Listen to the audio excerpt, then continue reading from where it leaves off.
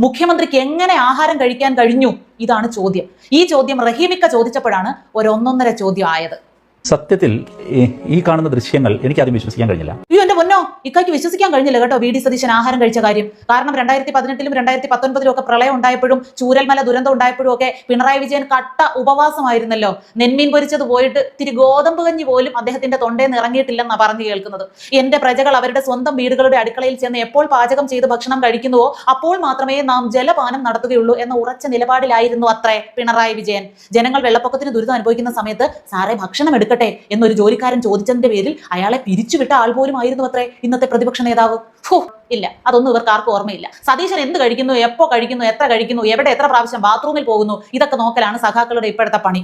ചുവന്ന പരവതാനി വിരിക്കാതെ കെ പാദങ്ങൾ എടുത്തു വെക്കാതിരുന്ന, ലിഫ്റ്റ് ഇല്ലാത്ത ബസ്സിൽ കെ മൂലം ഉറപ്പിക്കാതിരുന്ന ഒരു മുഖ്യമന്ത്രിയുടെ കാലത്ത് ഇവരുടെ എല്ലാവരുടെയും വായിൽ പഴമായിരുന്നു എന്ന് ഇതിനാൽ എല്ലാവരെയും അറിയിച്ചു കൊള്ളുന്നു. അല്ല, പാർട്ടി എന്തുകൊണ്ട് തോറ്റു എന്ന് ചോദിച്ചാൽ ജനങ്ങൾക്ക് തെറ്റുപറ്റിയെന്ന് ഇപ്പോഴും വിചിത്രമായി ന്യായീകരിച്ചുകൊണ്ടിരിക്കുന്ന ഐറ്റങ്ങളിൽ നിന്ന് നമ്മൾ കൂടുതലൊന്നും പ്രതീക്ഷിക്കേണ്ട. അത് വേറൊരു കാര്യം.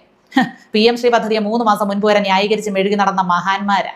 ഇങ്ങനെ ഔചിത്യമില്ലാതെ നമ്മുടെ മുഖ്യമന്ത്രി പെരുമാറുമോ എന്നതിനെ ഓർത്ത് എനിക്ക് ആദ്യം വിശ്വസിക്കാൻ പറ്റിയില്ല. ഔചിത്യം എന്ന വാക്കിന്റെ അർത്ഥം ഉചിതമായത് എന്നാണിക്ക.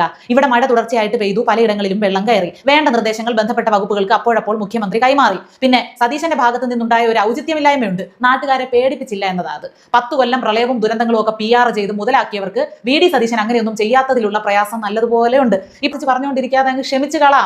എല്ലാവർക്കും നിങ്ങളുടെ ക്യാപ്റ്റന്റെ അത്രയും കഴിവ് ഉണ്ടാകത്തില്ലല്ലോ. മഴ പെയ്യുമ്പോൾ മുഖ്യമന്ത്രി ആഹാരം കഴിക്കാതിരുന്നാലേ വെള്ളപ്പൊക്കം ഉണ്ടാകാതിരിക്കുകയുള്ളൂ എന്ന് സതീശൻ അറിയത്തില്ലായിരുന്നു. ഇത്തരം അമൂല്യമായ അറിവുകൾ നിങ്ങൾ പങ്കുവയ്ക്കുമ്പോഴല്ലേ അദ്ദേഹം മനസ്സിലാക്കുന്നത്.